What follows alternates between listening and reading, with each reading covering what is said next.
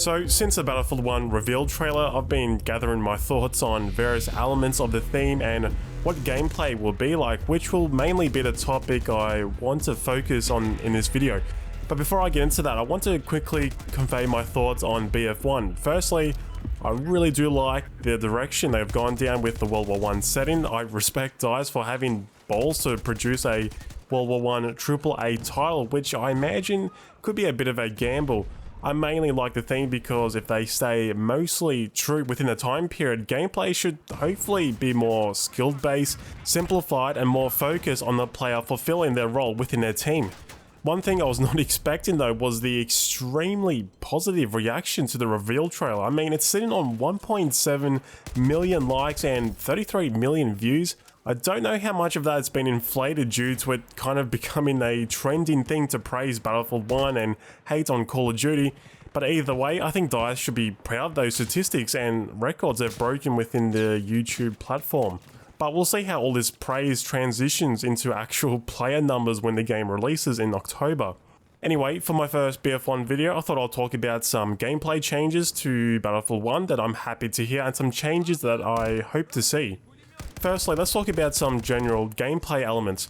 Within the time period of World War I, gadgets such as the UCAV, airburst, thermal scopes, and auto lock-on weapons are obviously not going to be in the game, which at least in my opinion is great, and it's something I'm looking forward to. I've always had the mindset of less is more to a certain degree, and I hope the way the class system is structured and how it's tied into the rest of the game can provide a satisfying, less frustrating experience. DICE have stated Battlefield 1 will contain time period authentic weapons and attachments, though I have heard rumours that prototype weapons will be included within the game. I'm assuming they'll be saving those for DLCs. But overall, when it comes to the class system, I hope they'll be more focused for the player to actually play their class. What I mean by that, for example, in BF4, if you're downed waiting to be revived, surrounded by assault players, yet you don't receive any revives. This can be due to a number of reasons, but one that frustrates me the most is that assault player that carries around the med bag, but instead of defibs he has the LVG launcher.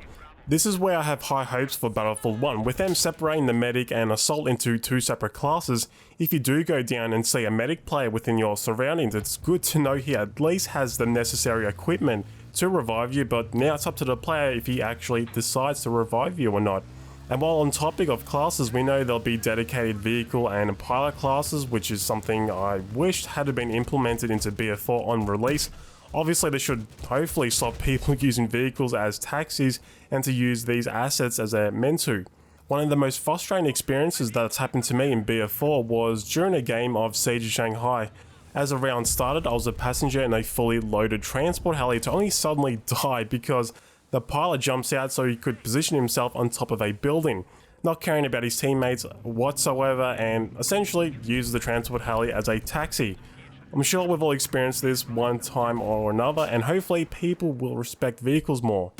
Let's talk about weapons and gadgets working within the class system. DICE have stated Battlefield 1 will contain time period authentic weapons and attachments. This sounds promising to me for a number of reasons. We already know multiple weapons and various attachments will be in the game, but if they do stay mostly true to the time period, general gunplay is going to be more simplified. I doubt we're going to see a giant list of weapons on offer with unnecessary amounts of attachments. I imagine we're mostly going to rely on iron sights and have limited options for scopes, but knowing DICE, I imagine they're going to have some creative ways to introduce certain attachments that weren't necessarily used or even invented during World War I. Also, without all the modern day weapons and attachments, doesn't mean Battlefield 1 will have a higher skill ceiling. The impression I got from the trailer and reading various articles reporting on interviews with the developers is yes, killing other players, whether it's during infantry, air or vehicle combat, will have more reliance on the skill level of the player behind the controller or mouse and keyboard. And with a heavy emphasis on melee combat, we can expect infantry combat to have a certain brutality element to it. I also can't help but wonder how will 3D spotting and passive spotting work in Battlefield 1. It's fair to say 3D spotting really does need to be reworked in a number of ways. I haven't had the pleasure to see or play actual gameplay, but either 3D spotting is not going to exist, maybe it's going to stay exactly the same as what we had in BF4, or some form of 3D spotting will in fact be within the game with some changes. A couple that comes to mind is making 3D spotting squad only, which is a simple yet effective change for the better. This should make people want to stick together in a squad more so than before. Which brings me to another topic, team play. How would it work in Battlefield 1 and will we see improvements over BF4 in this department? This is an area of the game I feel like it's been lacking when compared to older BF games. Comparing to BF2 way back in the day, most of the time you could find yourself with a squad travelling together with a leader giving out orders. However, jumping ahead to today, and this playstyle isn't anywhere near as adopted by players as it used to be. Whether that's due to a change of the average mindset of the first-person shooter player these days, or a lack of innovative and creative team play mechanics put into the game. Either way, I hope Battlefield 1 will have more of a focus to get people to work together. During the CTE days for BF4, I saw tons of design concepts and ideas from people trying to improve team play, and it makes me curious to wonder if DICE have taken any of these ideas and implemented it for Battlefield 1. To give an example, it sounds like heavy tank vehicles can carry multiple people, possibly an entire squad, which makes me wonder if these heavy vehicles will require multiple people to operate it. If that's the case, this will be complemented well with in-vehicle voice chat so the gunner can talk to the driver and vice versa. Little things like this can make a big difference, and it's these types of features I'm going to keep a close eye on when it comes to the beta. Don't get me wrong though, from what I've seen from the reveal trailer, it looks amazing and I'm excited for the game, but when it comes down to it for me anyway, gameplay mechanics is higher on my list. Anyway guys, I know it's been a long time since I last uploaded. That's mainly due to my job and some other real life things that have kept me very busy. I want to focus on certain elements like what I've talked about today for future BF1 videos.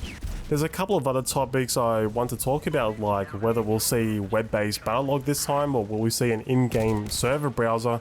I also want to talk about my speculation of how micro and macro transactions are going to be implemented into BF1. That's going to be interesting, but anyway, thanks for watching and I'll see you in the next video.